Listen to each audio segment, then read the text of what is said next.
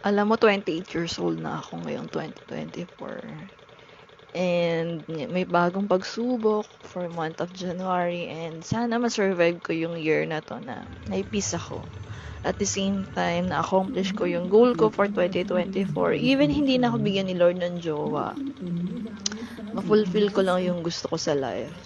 I think, masasatisfied ako. Yung lifestyle ko, yung bahay kung saan ako titira, yung kuryente, tubig. Actually, yun yung main problem ko sa lahat eh.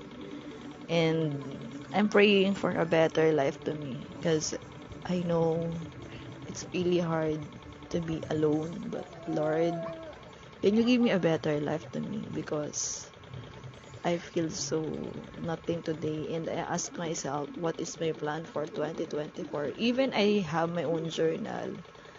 I don't know everything.